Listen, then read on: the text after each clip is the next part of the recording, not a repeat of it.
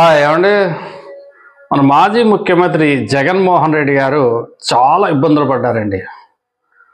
పాపం ఈ రాష్ట్రంలో 11 సీట్లకే పరిమితమై విపక్ష నేతగా ఏడాది గడుస్తున్నా కానీ జనం నుంచి అతనికి సపోర్ట్ అనేది ఎక్కడ కూడా దొరకట్లేదు. ఆయన ఏ కార్యక్రమం పెట్టినా ఫెయిల్ అయిపోవటమే.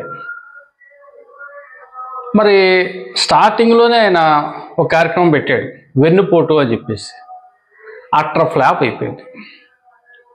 ఆ కార్యక్రమానికి ఏదో జగన్ పార్టీ అనిపించుకునే ఆ కార్యకర్తల మట్టుకి కాస్త ఏదో హడావుడి చేశారు తప్పితే సామాన్య జనం నుంచి అసలు ఎట్టి పరిస్థితుల్లోనూ కూడా ఇతనికి ప్రోత్సాహం అనేది లేదు. సామాన్య జనం అసలు ఆ కార్యక్రమాన్ని పూర్తిగా వ్యతిరేకించారు, ముక్కలో చెప్పాలంటే.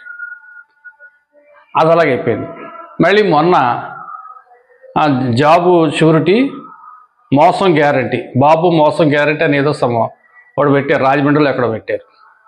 అక్కడ కూడా ప్రజల నుంచి స్పందన కరువు అయిపోయింది. ఇక దీనికి తోడు అక్కడక్కడ ఏదో చిన్న చిట్క వ్యవహారాల్లో ఏదో చేద్దామని వైసీపీ ఇన్ఛార్జీలు చేస్తూ ఉన్నా కానీ ఎక్కడా కూడా మద్దతు అనేది వాళ్ళకి రావట్లేదు.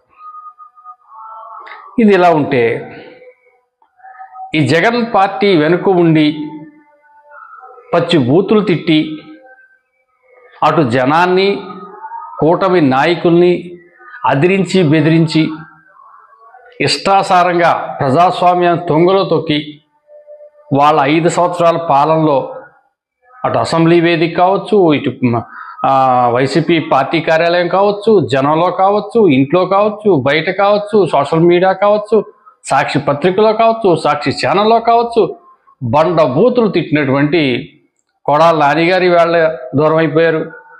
వల్లభనేని వంశీ అరెస్ట్లో ఆయన చిక్కుకున్నాడు. పోసాని మురళీకృష్ణ లేడు. సజ్జల రామకృష్ణారెడ్డి గారు ఏదో అప్పుడప్పుడు నేనున్నాను అనిపించుకుంటున్నాడు. ఇంకా విజయసాయిరెడ్డి గారు టోటల్గా సైడ్ అయిపోయాడు. తర్వాత ఈయనెవరో ఉండేవాడండి, ఒక అతను వైవి సుబ్బారెడ్డి. అతను ఊసే లేదు.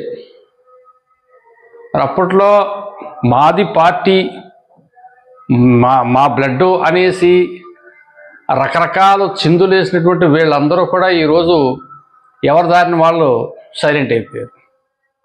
ఇక మిగిలింది జగన్ గారు. అక్కడక్కడ వైసీపీ ఇన్ఛార్జీలు, సమన్వయకర్తలు ఏదో అంతే. ఏదో